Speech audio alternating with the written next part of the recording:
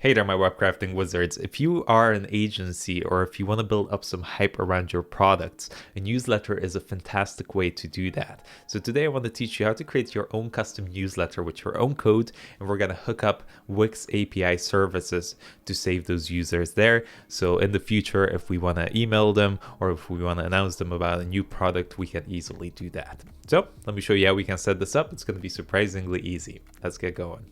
Okay, let's get started. So I have a terminal open here and we are going to be coding this out in React. If you're unfamiliar with it, don't worry, it's going to be pretty simple. It's pretty much just creating all the HTML markup for it. So I'm going to be using Next.js, which is a fantastic meta framework on top of React.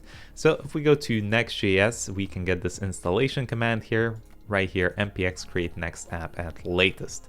Now we're going to need to hook up the Wix services as well, so we can actually sign people up to our newsletter. Let's also just add the project name here. So we're going to do email marketing like that, and just hit yes here for the rest of the commands like that. All right, so let's head over to Wix Studio. There you go, and as you can see, this has successfully loaded up. So here in my dashboard in Wix Studio, let me just make a bit more space so you can see this. What you want to do is create a new site here, even though we're not using the site necessarily to deliver that markup. We just want to use the services that it provides. So I made one here that was empty. So just click on that. And this is the dashboard that we pretty much want to have access to right here. Okay, so not the actual site. So let's go back here now that we have this open, and let's cd into our project. So as you can see here, we can have email mark, so we can go into that. I'm gonna hit nvim like that. If you're using Visual Studio Code or whichever else, that's fantastic. It doesn't really matter. So there we go. Here's our application. So to actually run this application, if you open up a new terminal, you can do npm run dev. So if we just check that out really quickly here, and if I make more space, so there we go. So this is what we are gonna finish and make. But for now, let's start from absolute scratch. So when you first install it, it's gonna look like that. So the first step is gonna be to just go and clear everything up. And this is where all the information lives in this page tsx here on the side that you can see. So just grab everything here, this whole main section, and I'm just gonna get rid of it. So let's just go all the way to the bottom here. Let's grab the footer as well. Just leave that empty div like that for us. Turn word wrapping on as well so we can see what's going on. Okay, so there's three things that we need here. We're gonna need an access token key, we're gonna need the client key, and there's another one we're gonna need. So we need these information so we can actually make those API requests over and create those customers on the Wix. So the first step is gonna be in your file structure here is we're going to create a new file, and that file is going to be our .env.local. So any sensitive information that you want to save is going to go in this little file right here. So env.local. And the information we need are these three things. So the app ID, the site ID, and the access key. So let me show you where you can get all of these. So if we head back to the Wix website, the first one is going to be this one, which is going to be the site ID. And you can get that up here. See 8B2C, that's the one right here, site ID. So to get these other two, what we need to go do is go here to the settings and scroll all the way down to headless settings. And as you can see here, we have the admin API key. So make sure you click on that, on manage. And here we go, that's the account ID that you need to paste in here. So I think I named this app ID. Yeah, I should have named it account ID, but this one, see FAB, that's the account ID there. And then the access key is if you generate an API key right here. So as you can see, there's that token there that we can paste in as our access key. So that's all we need, the access key, account ID, and then the site ID. And then you're ready to authenticate and create your API requests. So that's all we really need from Wix Studio, and now we can head back here and create this. Okay, so let's create this markup, and then we'll also hook up the functionality. So for now, let's just delete all the class names here on this big empty div, and let's open it up. What is going on here? Let's just delete this. A new div, a nice fresh div. So let's do a class name here. We'll add a little margin top of 24 just to kind of push it a little bit down. And then we can go here and add a little bit more content in. So let's head back here. In between the divs here, let's open this up. we'll create another div which is going to act kind of like a card around it. And let's add some class names here. So I'm going to limit the max width. We'll say XL. We'll add a background of gray as well to this. We can lower the opacity by adding that slash and doing 60. We do MX Auto as well. So now when we add the H1 here, we can see it nice. So we can say elevate your agency, for example. I'll add the apostrophe mark here. So we'll do apos like that. So agencies like that. Potential. So let's see if that shows up and the card shows up. There we go. We got that nice little gray background. If you can't see it too well, let me put this up to 80%. There we go. That should be a bit clearer. We'll make it a bit nicer. So just go here, add a class name of text 2XL to this. There we go. This is really nice. If you haven't worked with Tailwind before, it's so easy to just add the classes here and let everything else be responsive. Okay, let's also add a little padding here to this box up here. So if we do a rounded MD to round the corners, and we can add a padding of 12. There we go. That looks quite nice. Maybe 8. Maybe that's a bit too big like that. There we go. Looks great.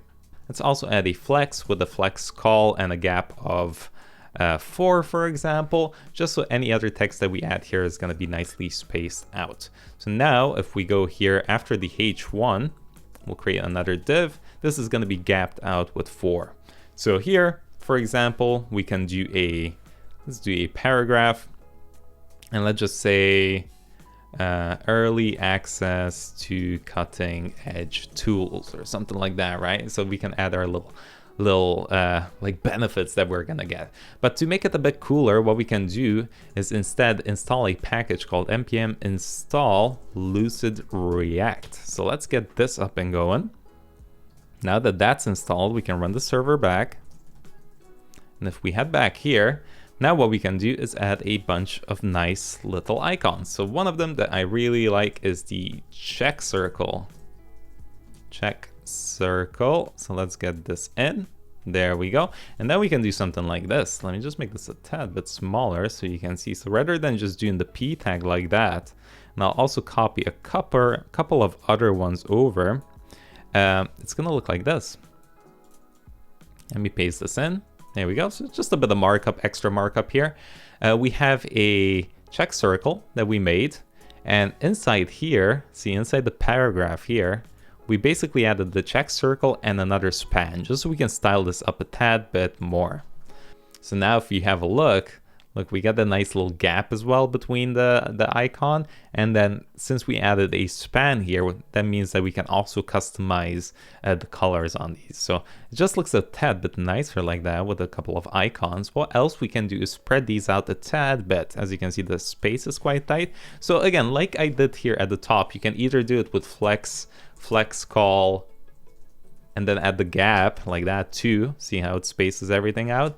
Or in this case where it's simple like this and you just have a couple of paragraphs, you don't really want to do anything else with the flex, you can just do a space Y of 2 like that. And as you can see, we get the same effect. Just keeps it a tad bit shorter and simpler. Sometimes you do want the flex just because you want to tinker around with that, but in this case where you just want a bit of spacing in between the elements, you don't want to go to every single paragraph and add a py. It's just boring. It's too boring and we don't like that. All right, so there we go. That's the benefit. So that means that we are ready to add the form. So this is going to be super duper simple. Where do we want to do this? Let's go here. See, in the second div, I'll just go to the end of that. So that's here. And I'll just create a new form tag. Now I'll import the form component from Next.js as they have this new one. Form like that. Where is this coming from? Next form. This is a new one that they did. It's kind of a wrapper around the form, but it just gives you a couple extra biddies that you can use. So let's just add this here for now. There we go. We got the form. I'll add a couple of class names here, and we want to run an action here. So let's do form, flex. Let's do a flex call here. Open this up. So what we'll have here is an input, which is going to be our email. So let's add the name equals to email. The type is going to be email. So if you add the type here, you're also gonna get the client-side auto-completion, validation, which is great. We can do a required as well. We can also add a placeholder here if we want. So let's see, enter your email. Let's go to the bottom here. We can do a couple of class names as well to style this up nicely.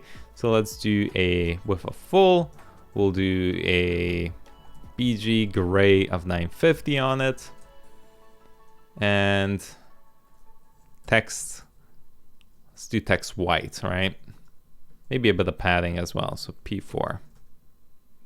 There we go. So there's our email. Now that's kind of like on its own right now, which we don't want. And let's also place this actually inside the div here. There we go. So that's what we want inside that div.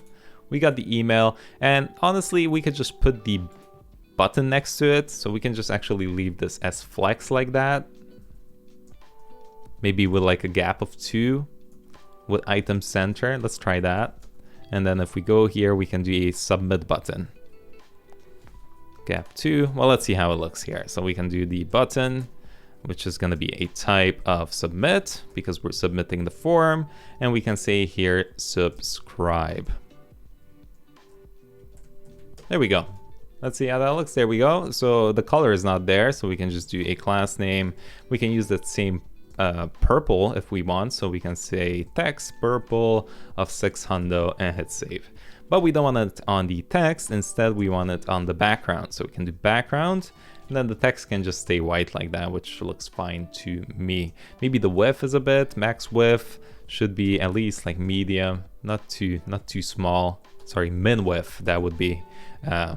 Let's see, large, is that too big? Let's do something like that, and then we can round it MD on it like that. So there we go, something like that. We got the email address and we got the subscribe button, and that we are pretty much done. So at the bottom here, we can also put a little text here, trusted by 500 leading agencies worldwide. Cool. So that looks all fine and dandy. So let's hook up the functionality because this form is gonna need some sort of action here that we need to pass down. So let's create it. Okay, so let's set up the Wix client so we can start making fetch calls and post requests. So let's open this up. I'm gonna create a lib folder here in my directory lib, and let's call this wix.ts like that. Okay, let's open it up, head over to Wix.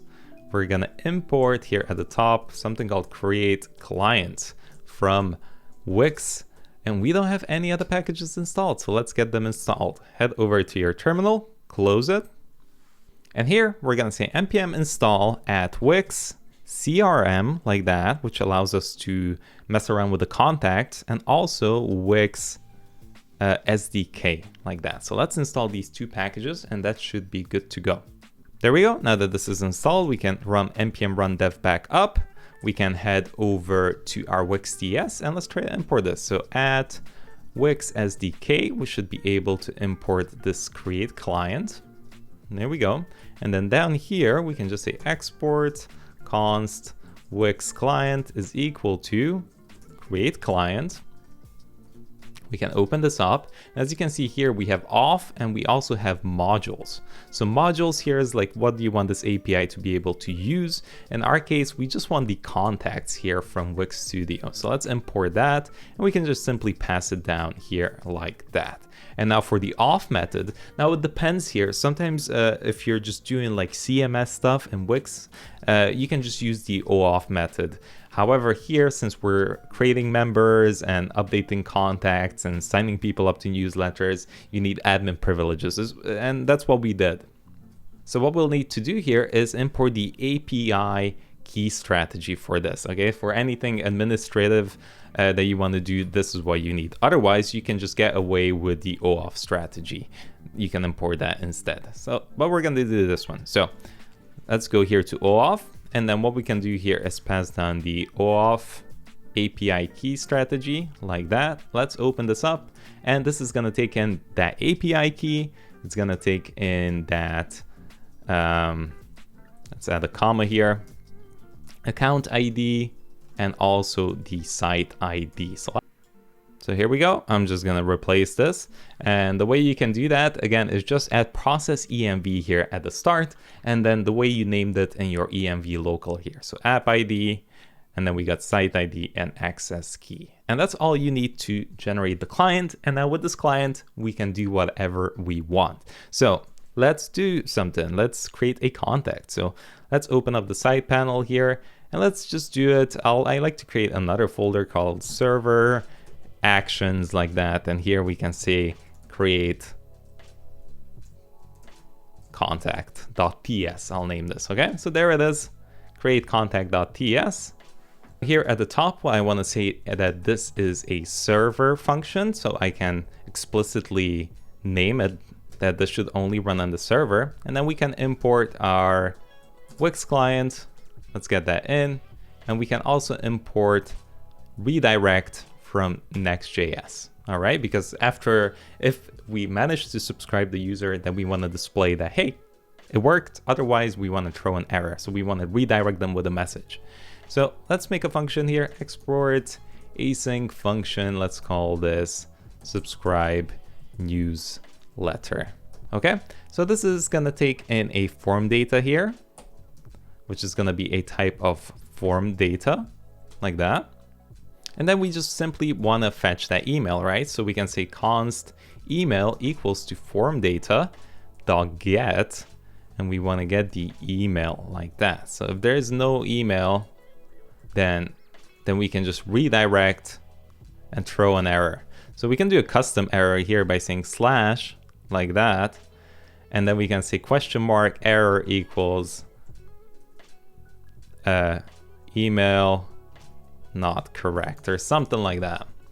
Otherwise, we can just create the contact. So let's say const contact is equals to, and we can say await Wix client, and then here we can go to contacts and we can do a create contact. There we go. How easy is that? And here we can pass in the email.